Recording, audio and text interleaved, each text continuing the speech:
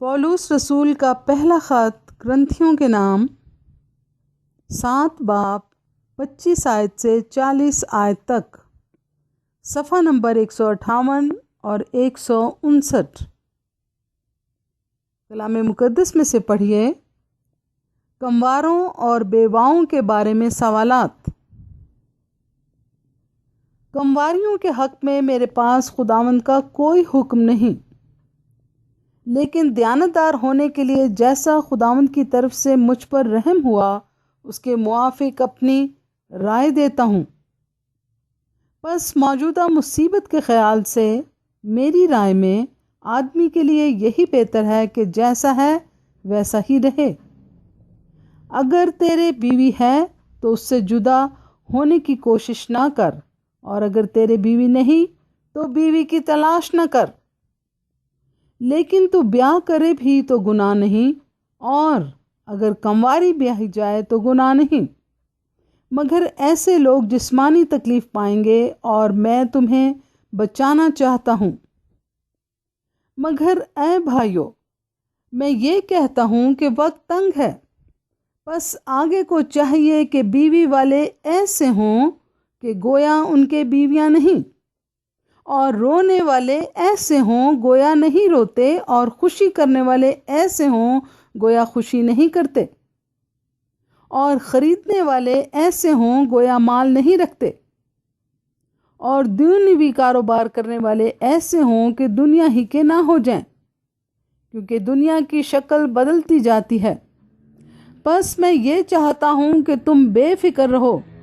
بے بیاہ شخص خداوند کی فکر میں رہتا ہے کہ کس طرح خداوند کو راضی کرے، مگر بیاہا ہوا شخص دنیا کی فکر میں رہتا ہے کہ کس طرح اپنی بیوی کو راضی کرے۔ بیاہی اور بے بیاہی میں بھی فرق ہے۔ بے بیاہی خداوند کی فکر میں رہتی ہے تاکہ اس کا جسم اور روح دونوں پاک ہوں، مگر بیاہی ہوئی عورت دنیا کی فکر میں رہتی ہے کہ کس طرح اپنے شوہر کو راضی کرے۔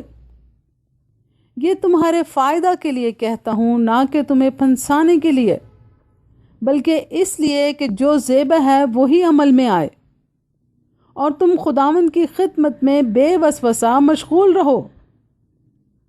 اور اگر کوئی یہ سمجھے کہ میں اپنی اس کنواری لڑکی کی حق تلفی کرتا ہوں جس کی جوانی ڈھل چلی ہے اور ضرورت بھی معلوم ہو، تو اختیار ہے، اس میں گناہ نہیں، وہ اس کا بیاہ ہونے دے۔ مگر جو اپنے دل میں پختہ ہو اور اس کی کچھ ضرورت نہ ہو، بلکہ اپنے ارادہ کے انجام دینے پر قادر ہو، اور دل میں قصد کر لیا ہو کہ میں اپنی لڑکی کو بے نکاح رکھوں گا، وہ اچھا کرتا ہے۔ بس جو اپنی کنواری لڑکی کو بیاہ دیتا ہے وہ اچھا کرتا ہے، اور جو نہیں بیاہتا وہ اور بھی اچھا کرتا ہے۔ جب تک کہ عورت کا شوہر جیتا ہے وہ اس کی پابند ہے، پر جب اس کا شوہر مر جائے تو جس سے چاہے بیاہ کر سکتی ہے، مگر صرف خداوند میں۔ لیکن جیسی ہے اگر ویسی ہی رہے تو میری رائے میں زیادہ خوش نصیب ہے، اور میں سمجھتا ہوں کہ خدا کا روح مجھ میں بھی ہے۔ آمین۔ کلام مقدس کے پڑھے اور سنے جانے کے وسیلہ سے سب سننے والوں کو بہت برکت ملے، اور خداوند یسوع مسیح کا فضل اور اطمینان ہم سب کو ہمیشہ حاصل ہوتا رہے۔ آمین۔